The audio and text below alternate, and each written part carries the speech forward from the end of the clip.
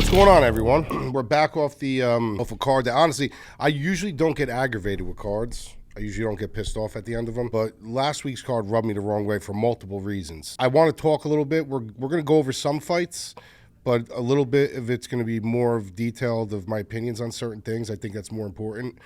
This is a very good card, but if you guys want my full breakdowns and stuff like that, you go over to madlabmma.com, you can get them there. So we're going to go over a couple of the fights, but I do want to talk about a couple of things that aggravated me, a couple of things that are kind of swirling around in the media, and a couple of things I think need to be fixed that to me is very important.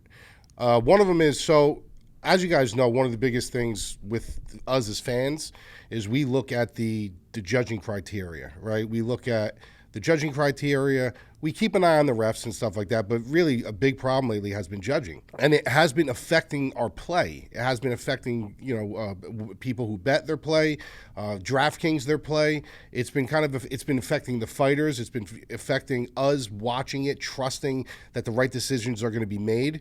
And it's becoming a real problem. And one of the issues that I had was in the Alexander Hernandez and Holloway fight. Now, I do agree that Alexander Hernandez won that fight, but there's no way that was a 30-27. So Derek Cleary had a 30-27. There was just no possible way. I've seen people on X and stuff saying that they thought maybe Holloway won. I don't agree with that. I do believe that the proper score clearly was 29-28. So you had two judges give it 29-28, and you had one judge give a 30-27, which was Derek Cleary, which we had a wager plus 3.5 for Holloway. Okay, should have hit. It in all actuality, in all reality, it did hit, but because we had one incompetent judge, it didn't hit. And I actually told my Discord, when we were in the Discord, I said, mark my words, there's going to be a 30-27 judge in here. They're going to get crazy. No way. There's no way. It's impossible. It's so easy to score. Sure enough, 2 minutes later, because I said it about it with a minute left in the fight. I knew it was going to the cards. Sure enough, it happened. It made me really start thinking about all the times that, these judges have taken money out of your pockets or our pockets, especially from a DraftKings perspective, because you got to remember on the decision, you're getting those extra points to actually, win the fight. Or so it's not only a bad one scorecard. That scorecard, if it was split, could have put it the other way, in a bad decision. So, and then all of a sudden you're sitting there going, how the hell did he win that fight? The Marshall fight a couple weeks ago, there was no way he lost that fight. Now, if you were a guy who put money on Marshall, and I did not, I didn't go near that fight, or you were a guy who rostered Marshall, you lost because of incompetent judges. So a lot of people are like, why isn't Uncle Dana fixing this? Why isn't Uncle Dana fixing this? First of all, this is the commission. It has nothing to do with the UFC. I do believe that Dana White has the power to kind of strong-arm them a little bit. When you're in the face of the media and you're constantly complaining about it and you're constantly bringing it up and you're constantly pushing it in the face, you kind of put them in a corner at this point to kind of make a difference, or to maybe not even to change the judges if you don't want to. If the commission is so sold and solidified on standing firm and standing behind their judges like a strong union, then they need to be re-educated. And that's okay. There's nothing wrong with that. It's almost like as you get older, I believe that you should have to take your driver's license again once you hit a certain age. It's okay to be re-educated. I think it's a very big problem, and I could foresee this being a problem going forward. The judges are only getting older. That's number one. They're kind of old hat. You see some of these judges, they're kind of old hat. They're only getting older. Everybody's got a different philosophy. What do they score more? What's the true criteria in their book? Is it damage? Is it grappling control? There's no credit given for takedown defense and for shucking 3 or 4 takedowns? And where is the criteria land? Or is there some kind of happy medium we could come out with where, okay, we're going to leave you on a loose leash and we're going to allow you to kind of, judge as you will, but you got to stay within these boundaries.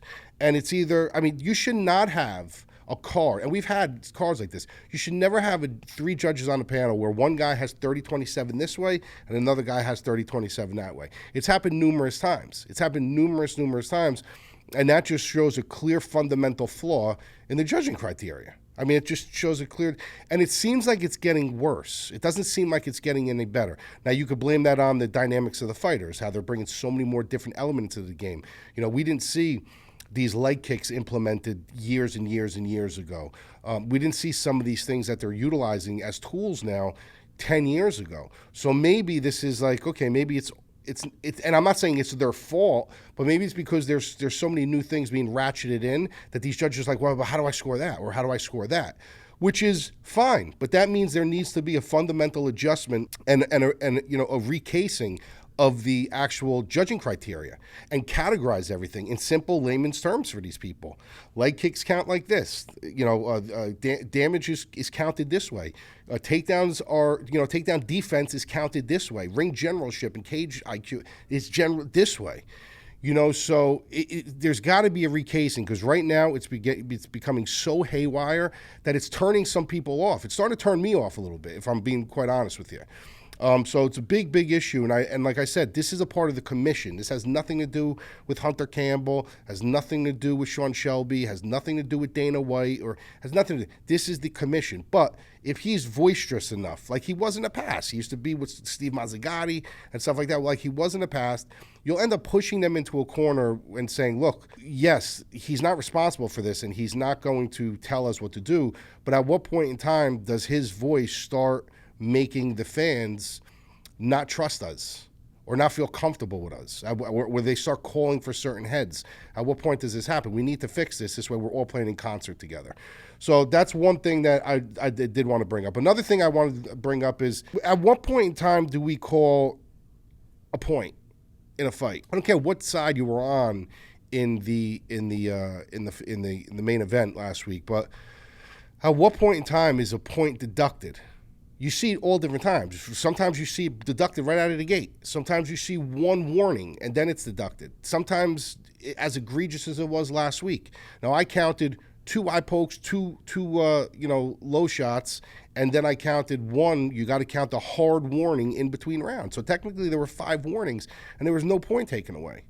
Now, am I saying that Vettori would have won the fight? No, I'm not saying that. But who's to say that it didn't alter him? Who's to say that in another fight it didn't alter that fighter? Like, you need to take a point. You can't just step in and say, don't let me step in. I don't want to step in. You hear that all the time, right? You hear the refs going, please, I don't want to be a part of this fight. Don't let me step in. And that's great. That's what they should. That's a perfect thing to say. Once. You say that once. Do not make me a part of this fight. I'm here to make sure that laws are being, laid out and they're being followed and everything's copacetic inside the cage. But don't let me get involved in this fight. I don't want to be. Picture me as a ghost. Just don't let me get involved in this fight. Perfectly said. Once. They get 1 warning. So now if a fighter looks at something like that, well, it's not intentional, or they were both coming forward. No, that's not the way it works. You got to make a statement of somebody. You have to make a example of someone. You have to, because this is going to keep happening and happening. First they blame it on the gloves, then they bring the gloves back, and the fact of the matter is these guys are egregiously fouling each other, and whether it's by intention or it's not. I don't believe that a lot of them are by intention. I believe that 80% of them are probably unavoidable sometimes, but there are 20 to 25% of them that are avoidable. Close your hands. Watch your kicks. Some people, it's just their pattern, the way they fight. They keep their hands a little bit open. They keep them like cupped, and they don't close their fists all the way, which is, I get it. I understand. It's more comfortable that way, But the fact of the matter is you can't keep getting away with it. You can't keep getting away with it, because eventually what's going to happen is you're going to alter a fight. You're going to blind the fighter. Something can happen, like a Michael Bisping, with his eye, or so many different things can happen. Not to mention you're playing on uneven playing ground in that field, and it's just a bad look. It's another look like the judges. Like, what is the criteria? Why does he call it after 1, but he doesn't call it after 3? Or why does he call it on the first egregious one and he doesn't call it at all? Like, you have to have an even playing ground. And it's becoming to the point now where you can't trust the judges, and you can't look. I'm being honest with you. This is my industry. I should not be talking about it like this. And you guys know I'm a big advocate for Dana White. I love Dana White, but something's got to be done. And I think that he's kind of losing his way a little bit. I do. I think he's got his hands in so many things that he's not that, like, completely pigeonholed on his bread and butter, on his baby, and his baby is the UFC. I get it. He's got slap fighting. Love it. I have no problems with slap fighting. I know people do have an issue with it. I have 0 problems with it. Love it. Then he's got his hands now with TKO, with Turkey. I love that even more because that's just going to bring more eyes to me because there's nobody in the industry that does boxing. And everybody who knows me for over the decade I've been doing this knows that I've been the biggest proponent of boxing. Boxing is where I came from when I was 12 years old. So that's just a flagship for us. But he's got his hands in so many things that, I think he's losing his ground a little bit. What was the Contender Series for? People complaining about watered down cards. Forget about the Apex Center. I'm getting tired of hearing people shit on the Apex Center. Forget about the Apex Center. If you know anything about business, anything about revenue and stuff like that, is it the greatest thing in the world? No, but the fact of the matter is it's extremely economical. They built that for a reason. It's extremely economical, and the cage inside the Apex Center, or if the cage is inside the T-Mobile Arena, isn't going to make the fighters fight any better. What's going to make the fighters fight better is if you get quality fighters in there, okay? And they've lost their way. They lost their way with that because the Contender Series was exactly what it was. You used to come in for the Contender Series, you used to fight for a contract, and at the end of the night, whoever had the greatest finish got a contract. Everybody else kind of went off and back to the regional circuit and did what they had to do, right? And we've had great success with the Contender Series. We got guys like Jamal Hill. We got guys like Sean O'Malley, former champion. You got guys that came off the Contender Series that were actually good fighters. They were good fighters. It was a great process. But now what do we see? You don't need to win anymore. You don't need to win anymore. You got guys coming in you go into the Contender Series and you lose, and 2 months later, the UFC is calling you up for a late notice. That's not the way the model is. You just ruin the whole model at that point. The whole point of the model is you got one chance to come in here and not win by decision, but you got one. And that's the crazy thing. It wasn't even like you just need to win your fight. You need to be one of the best finishers on the night to get the contract, or really have a dominant decision win, like to even sniff the contract. But now you get guys like, perfect example, A.J. Cunningham last week. What the hell is A.J. Cunningham doing on this card? A.J. Cunningham was probably the worst fighter I have watched film on, and I can't tell you how long. And basically what they did, they brought him, he lost in the Contender Series, they bring him one of the worst guys I've ever seen. They bring him to fight Ludovic Klein. Ludovic Klein completely annihilates him, but what is the model of the UFC? The model of the UFC is you wash my hands, I'm going to wash yours. So, listen, you do us this favor. You come in on short notice and fight Ludovic Klein. Don't worry about if you win or lose. You're probably going to lose anyway, but we're going to give you another fight to redeem yourself, okay? Doesn't mean he did not belong in there this week. That guy does not belong in the UFC. There's nobody on that roster that I would pick him to beat. Nobody. And this has been a trend with the UFC. They have been doing this, and they have been doing this, and they have been doing this. And they've been trying to grab these fighters from here, here, here, and here to try to build their brand, and they're having these card after card after card and failure after failure after failure after failure. And even the prospects that they're building are failures. Look at this guy, Musasa, okay, last week. He was the biggest favorite on the card. Okay, the biggest favorite on the card. Now, if you guys are a member of the site, I did about a 20-minute breakdown in our live stream about this fight. And I said the guy's 8-0. 8-0. Total. 8-0. Okay? He's fought nobody. He fought guys that were 4-5, 2-3, 5-4, 0-1. He's fought nobody.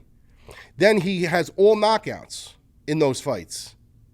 First round, second round, first round. The one fight he goes to the Contender Series where he has to take a little bit step up in competition, he goes to a split decision. That's not a coincidence. That's not a coincidence. So I literally told my people, I'm telling you right now, Carlos Vera. I picked Carlos Vera. And he was 6% owned in DraftKings. And the rhyme and reason behind that was because they make you believe. They make you believe that these guys are the next Reichs. These guys are the next Cummings. And they're not. They're not. They're just digging. They're digging, and they're hoping to find the next Sean O'Malley. Or they're hoping that this guy would be like ARA 2.0. And he's not. Maybe he could be in a couple years, but you can't take a fighter 8-0 and expect him to go out there and shine on the big stage. It's just not going to happen. It's not the way it works. And people keep getting sucked in. It's good for us because, we end up finding these little loopholes in these values when the other masses, they ride the wave and one person says, Musasa's the guy and everyone's going to go running that way. But that's not the way fighting works. It's not the way fighting works. Good. He's got a good record. Great. Good for him. And it brings me down to one more thing. fighter pay. I'm so sick of hearing about the comparison to fighter pay with boxing and the mixed martial arts. It's really starting to drive me nuts, because, they're like, well, the UFC fighters, they need to get paid more, and this is ridiculous. And listen, I agree. I agree. When you go into a cage and you fight the way they fight, yes, they deserve everything they get. So don't sit here and think that I'm saying they don't deserve more money. They do. But never, ever utter the same words about boxing. Okay? Because let me tell you the big difference between boxing and MMA. You can be a Musasa and have 8 total fights and make it to the UFC. Okay? 8, 5, 10, 12, and make it to the big show. You don't need to have this lengthy record. In boxing, you got guys like Lomachenko, who's got over 100 amateur fights before he's even been a pro. 100 amateur fights. Look at some of these boxers. You got to go through Golden Gloves, Olympic trials, Olympics. These guys run through a gamut. In a way, another kid's a young kid. He's fucking 30 years old. He had over 170 fights between amateur and professional. I mean, it's insane. I think he had 72 amateur fights. And he's a world champion now. I'm talking about his amateur days. This kid he was fighting 4 or 5 times a year at one point. I mean, you cannot compare the two. You can't. Boxers have to run through a gamut. You got to literally go through a gamut of craziness before you're up at this level. Because if you make the card on the UFC card, that's a big thing because everybody's watching. If you make it on a card of a boxing card, not a lot of people watch the first couple fights. I do. The prime people do. The people who love boxing do. But if you're signing up for a big fight, be honest with yourself. You're signing up for, say, a Mike Tyson fight back in the day, or you're signing up for, a Ryan Garcia fight now, or a Tank Davis fight now. Are you really sitting down watching the first fight of the night? No, you're not. These guys got to claw and claw and claw and claw. Not to mention, it's much more dangerous than mixed martial arts. Boxing is far more dangerous. It's got a lot more money behind it. It's been around for a lot longer. So you can't sit here and compare the two. Do I think UFC fighters deserve more money? Yes, but you can't justify that for somebody like Musasa and these guys that are coming in. Then they had 5 fights in total, and now they're in the UFC. You can't justify that. Then you got a boxer who's got 100 amateur fights. He went through the Golden Gloves. He went through the Olympics. He went through You can't. It's like oil and water. So, the top guys, the Sean Bradys, the Leon Edwards, the Jan Blachowicz, the guys who put their time in, yes, they 1,000% deserve more money. They should be allowed sponsorships. They should be allowed all these things. That I get it. But when you do the average, when you do the full average of it all, of the whole roster, okay, and you look at guys like Musasa and stuff like that who literally, they got 8, 9 fights, 10 fights. Where's the justification for that? There's no justification for that. So you guys got to just stop with the comparisons. You cannot compare what the boxing, a chain has, the chain of command through boxing to the chain of command in MMA. There's a much shorter road in MMA, much, much shorter. So we'll leave it at that. That's my rant on that. Okay, so we're going to break down a couple of these fights. Obviously, we'll go with the main event first, Sean Brady, Leon Edwards. I like this fight. The thing that concerns me with this fight for on the Leon Edwards side is he was preparing for a full-blown striker. Okay, in Jack Della Maddalena, who you're not really going to get wrestling out of him. I mean, yeah, maybe he'll take it to the ground. If you take him to the ground, he's kind of serviceable there, but he's a boxer. He's that old school, old style, grit and gutty boxer, and it would have been a good fight. I think Edwards probably would have won that fight just from being the sharper, laser, pinpoint accurate striker. Where JDM is a very good boxer, but he'd probably be behind the step when it came to the combinations and getting to the spots in time. But now he's got Sean Brady. And the thing that concerns me on the Sean Brady side is it a full camp? No. Is it really short notice? No. But he does have some things going on in his life. There is still some unproven things we have to see from him. Yeah, sure, he's been 5 rounds, but on the scale of the Leon Edwards and on the scale of the level of competition, it's not there. And also, he just had a baby. So you got to wonder, how much was he really dialed in and clocked in? Was he really clocked in? He literally just had a baby. That changes things. That does change. The element of home life does change things. And it should change things. You should want to be a good father, and you should want to be present for your child. especially if I think it's his first child. So what does that do to him? Does it make him fight better? Does he come out like with a Cowboy Cerrone mindset? Maybe. But initially, there's a lot involved. This is all new. You got a new human in your house that you're taking care of, and like it's become a reality now that like you're responsible for somebody. So you got to wonder about that. Plus, you got to wonder about the traveling across the pond. He's got to go now to Leon Edwards' territory with that complete time zone flip, leaving home, leaving his child, and doing this. So it's an interesting fight, it really. And I know Sean Brady's the favorite, and I'm a little surprised that I saw that. And I think it boils down to, they're kind of focal pointing on what Bilal was able to do with Edwards. He was able to just take him down at will. And I really, I give Bilal Muhammad the respect that he deserves now. I know I always said he was a boring fighter. I never gave him the respect that he deserves, but I'm not a stubborn person. The guy's a beast. Bilal Muhammad is everything everything good said about him should be said about him at this point. I wouldn't say he proved me wrong because I know he's always been a good fighter. I just call him a boring fighter. I always thought he was a boring fighter, but hasn't been that boring. Yeah, sure, he goes to the decisions, but he pushes the pace. He takes you down. He's got some high octane takedowns. He's always looking for, transitions. He's not just a guy who's going to lay there. He's trying. It's not like it's not for a better lack of trying. It just, he tends not to get the finishes. But, the guy is a beast. I mean, the guy's got good durability. He's got good cardio. He's got very good wrestling. Training with the Dagestans now, which is just completely elevating his game. So Bilal Muhammad is a well-deserving champion. So I flip my concessions on him. Brady is really good, and he's young, but he's not a Bilal Muhammad. He's not. He's not a Bilal Muhammad. Look what Bilal Muhammad was able to do in that fight against Brady.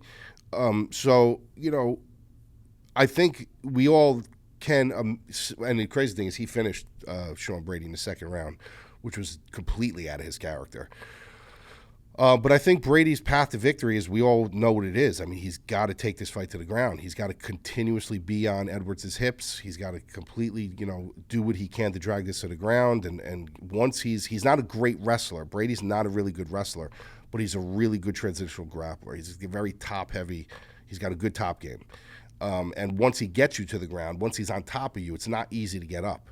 Leon Edwards has good takedown defense. He's got better takedown defense than he showed in his fight against Bilal.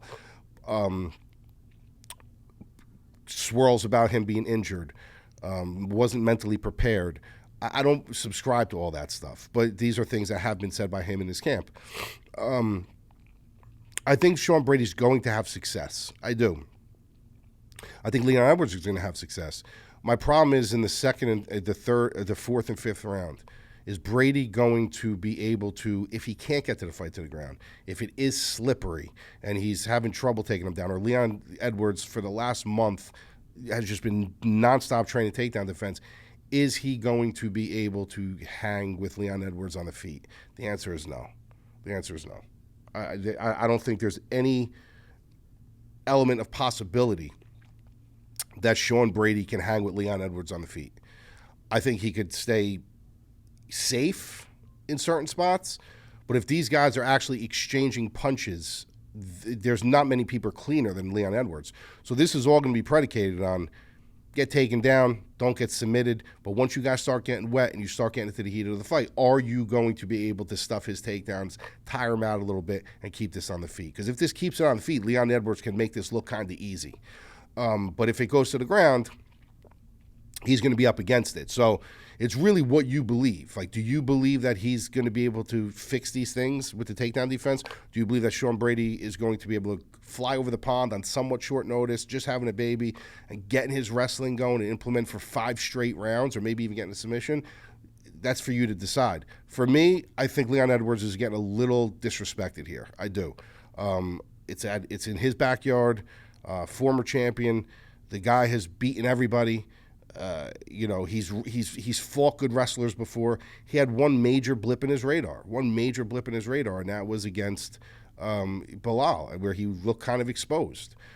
I think people are expecting Sean Brady to be able to do the same exact thing, and there's no proof that he can. He got knocked out by Bilal in the second round. So, and I don't do MMA math. I'm just giving you a little philosophy behind it. So I'm gonna go Leon Edwards. Listen, you're not wrong, whoever you pick here. If you pick Sean Brady, I'm not gonna sit there and say, what are you, crazy? But I'm picking Leon Edwards because, like I said, he's more proven to me. He's more proven to me. Every round starts on the feet. It's in his backyard. He has a full training camp, even though he was training for somebody else. All the things with Brady having to fly over the pond and, about a month's notice and having a baby, and can he go 5 with this guy? I don't know. I don't know. So there's just more question marks on the Brady side. I do like Sean Brady, but I'm picking Leon Edwards in this fight. All right. Next one, I'm gonna do 3 fights, and then we'll after this fight, Mackenzie will come in, do her pick, and then I'll do one more. I will call it a wrap. And if you guys want this stuff, go to themadlabmma.com. You could do weekly, monthly, or yearly. We have the Fight Brain that you guys definitely should check out. I mean, Fight Brain hit Carlos Vera by decision, which nobody had. 6% owned if you guys were playing DraftKings and you used that, which a lot of people, I think we were the 6%. I got to be honest with you. I think my crew was the 6%. We made up that 6%. Because everybody in the chat had put him in after me and the Fight Brain agreed. So come over to themadlabmma.com. All right, Jan Blachowicz versus Carlos Ulberg. Listen, there's a path here for Jan. Jan's got a clear path here, and we know what that is. That's the wrestling. He needs to do exactly what he did to Izzy to Carlos Ulberg. Take the fight to the ground. Basically what he's got to do, he's got to take the fight to the ground. Now the question is do we know that he has that in his back pocket? Yes. The other question is have we seen Carlos Ulberg able to stop something like that yet? No. That's where my concern is. When you look at Jan and you look at, his fights, he's always in a fight. Like, he's always in some kind of a tight fight, a close fight. He knows how to adapt. He is a good grappler. He's a decent striker. He's got good. I don't know where this whole Polish power thing came in. I don't think he's got that kind of power. I think it's a little bit of a mystique. I think he's got good power, but it's not like this legendary Polish power. I don't know, because if you look, let's see if we can debunk that right now. Actually, in 29 wins, he's got 9 knockouts. So where's the Polish power? That's not even 50%. That's not even close to 50%. 50% would be like 16 knockouts. He's got 9 knockouts. That's like 25%. So where's these legendary Polish power? Okay, so he had a streak with knockouts, okay? And he had knockout against Alexander Rakic, which wasn't a knockout. It was a knee injury. Then he knocked out Dominic Reyes, Corey Anderson, and Luke Rockhold. That was where this whole theme came in, okay? Corey Anderson, he's got a chin like my sister. Luke Rockhold, he's got a chin worse than my sister. And then Dominic Reyes was becoming chinny at that time. So that's where this all came in. Outside of that, it was submission, decision, submission, decision. Then he had a knockout against Ilir Latifi in 2014, who's chinny. Decision, submission. Where's his Polish power come in? I don't get it. I'd rather them just say he's formulated some old man strength. He doesn't have this legendary Polish power that people talk of. But he's tough. He's very tough. The problem with him is he's 42 years old. Okay, so I ain't going into the cage fighting anybody at any time soon.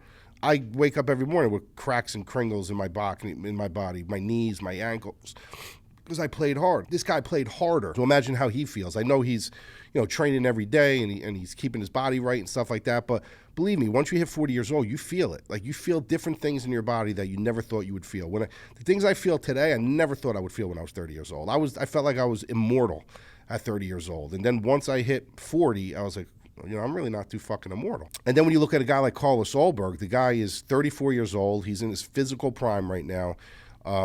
Guy's got an exceptional striking game, very good power, extremely marketable, good-looking guy, somebody that the UFC really wants to get behind. And he lost his very first fight against Kennedy Njoku, and since then, Fabio Charant, Tefan Nujukwi, Negamorani, Poteria, Don Un, Alonzo Menefiel, Ozdemir. He's won them all. He hasn't lost yet. Now I get it. The level of competition is not Jan. It's not there. Ozdemir, but he's still not Jan. Alonzo Menafield, not good. I mean, he hasn't really fought anybody really good. So that's the question mark here. Is he just a victim of a soft schedule, or is this guy really, really good? It's to be determined. You're going to find out. You're going to find out if he can stop a takedown. You're going to find out if he can deal with, real veteran savvy pressure. But then on the other side, you got to wonder, is Jan at 42 years old going to be able to keep up with this young kid that's going to be firing kicks from the outside, he's going to be faster, more athletic, more spry. I got to go with the younger guy. I got to go with Carl Solberg. I'm going to say Carl Solberg gets him out of there second or third round. All right, Mackenzie's going to come in. She's going to do her pick of the week, and then we'll come in and we'll do one more. Welcome back, you guys. Kevin Holland is a crowd favorite. Despite being 1-4 in his last 5 fights, always expect unpredictability with him. And across the cage is a guy that actually Matlab had flown to Iceland to train in his gym for a week. So that should honestly tell you the level of respect right there. My issue with Gunnar Nelson is that he's very inactive. An average of 1 fight a year is kind of scary to trust. Although what is scarier is actually trusting Kevin Holland against any grappler, especially one with a 3rd-degree black belt in Brazilian Jiu-Jitsu under Renzo Gracie. So give me Gunnar by submission. Okay, you know what we're going to do? We're going to go. I want to do this fight. Gunnar Nelson versus Kevin Holland. This one's really interesting to me, right? Because this is another thing that the UFC has to work on too when they talk about contracts, right? Like, you give these guys these contracts and like they should be obligated to fulfill them by a certain amount of time or they're kind of null and void. I love Gunnar Nelson. I'm going to tell you a story about Gunnar Nelson in a little while. But Gunnar Nelson is a guy who, there's a lot of him in the UFC. He fights once a year, and if you look at his schedule, at 36 years old, he's been in the UFC for a long time, but look when he fights. March 2023, March 2022, September 2019, March 2019, December 2008, July 2017. Like he averages like 1 fight a year. Like you're just holding up the line at that point. Like you're just on the roster at that point. Like there's got to be something in place where, look, we're going to give you an XYZ deal, but you got to fight them in a certain amount of time, or else it's null and void. Make these guys fight, because if you don't make these guys fight, you're going to have to pull these guys off the Contender Series, losers here. Make these guys fight. The story I will tell you about Gunnar Nelson is that I actually flew to Iceland to train where he trains at Molsnar Gym. This was a couple years ago. It was an amazing experience. I mean, the gym is one of the nicest gyms I've ever been in. It was in Reykjavik, and I don't think I would ever go back to Iceland. It wasn't the greatest experience, but it was an amazing experience to train in such an amazing gym. It was built almost like a temple. I mean, it looked like this big castle. It was tri-level. They had all Gunnar Nelson's belts hanging up, and the lounging area was amazing. Like the place was really, really amazing. And there were some nasty, nasty, nasty dudes in there. And I was there for about 5 days. I trained. I went around to see Iceland. I went back there and trained, went around to see Iceland. But my focal point there was 2 things: to go train at this gym for a week and to see the Northern Lights. Northern Lights I didn't get to see. But I've become very educated with Gunnar Nelson because of that. And I didn't go out there because it was Gunnar Nelson's gym. I just heard so much about Molsnar Gym. I wanted to go, and I wanted to train there myself. And it just so happens it's his gym. But I became very educated on him, especially after I came home from Molsnar and I saw all his belts and his history and stuff. This guy is a freak. I mean, he really, really is a freak. I mean, he's a 3rd-degree black belt in Brazilian Jiu-Jitsu under Renzo Gracie. He's a black belt in karate. He's got that wide, taekwondo stance, and his grappling's insane. I mean, Rickson Gracie at one time did an interview when he was first coming up, and he said, "I think this might be the next guy." Like, that's the way they were looking at him in the community. Not to mention he's from Iceland. Not many people are coming out of Iceland, but he's a very, very, very well-rounded fighter. Very well-rounded fighter. And on the feet, he's dangerous because yes, he fights with his hands down. He's hopping up and down fight, but he's very aware, very astute on his feet. He knows what he's doing. Like I say, he's got a black belt in karate. But once this fight hits the ground, if any fight hits the ground, the chances of him submitting you, I mean, he's on the level of a Charles Oliveira. Like, that's how good his grappling is. It's just not showcased enough on UFC soil. But from to be a third-degree black belt under Renzo Gracie, you got those chops, you know. And we've seen it on the UFC soil. We've seen him submitting guys pretty easily. The problem with him, he doesn't fight often enough. That's the biggest problem with him. Now he's taking on a guy in Kevin Holland, where in all actuality, Kevin Holland should win this fight. He should. He should absolutely win this fight. He's the younger guy. He's the longer guy. By almost, I think, 9-inch reach advantage. He should be able to, you know, his speed should be able to peg Gunnar Nelson from the outside. But I can never pick Kevin Holland against anybody who has the ability to take you down. Never mind the ability with a third-degree Renzo Gracie black belt. Can't do it. I just can't do it. He may knock him out in the first round. He may literally get him out of there with a front kick or some kind of nasty spinning back fist, and Gunnar Nelson will be out cold. Very, very, very realistic and possible scenario. 36 years old. He's not super active. Kevin Holland's always taking fights. He's very, very active. But the fact of the matter is, if you tell me that a guy has the ability to wrestle, and that's really what he wants to do, because that's what Gunnar Nelson wants to do, he only utilizes his striking as a means to an end to get under your hips.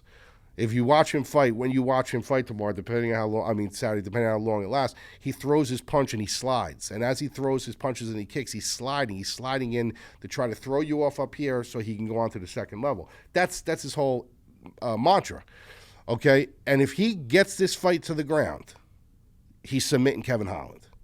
That's all there is to it. So Kevin Holland has to get him out of there before he submits him, or else he's dealing with a Jacare situation, but he ain't gonna get out of it this time. He ain't gonna be hammer fisting him. He's gonna deal with a Jacare Souza situation that he's not gonna get out of. So should Kevin Holland win this fight? Yeah, he should. Like metrically, yes, he absolutely should. Matchup wise, yes, he absolutely should, especially all fights down to the feet. But this guy just doesn't learn. He's there to collect a paycheck. He's not there to be a champion. He's not there to build this establishment. He's there because the UFC is going to take him back. He's going to fight anybody they throw in front of him, and that's all it's going to be. He's kind of secured. I wouldn't be shocked if he wins because, like I said, I think he should win. I'll never pick Kevin Holland against somebody that knows how to grapple, especially someone like Gunnar Nelson. So I'm going to go Gunnar Nelson here. I'll go Gunnar Nelson by third-round decision. No, third-round decision. Second or third-round submission. I think he's going to sub him probably in the second round, maybe the third. And then we probably won't see Gunnar Nelson for another year. So that'll be that. But I'll talk to you guys later. I hope you enjoyed my rant. Tell me if you agree with me, if you don't agree with me. If you haven't liked the video, like it, subscribe to the channel, and go to the Mad Lab MMA for all my breakdowns and picks.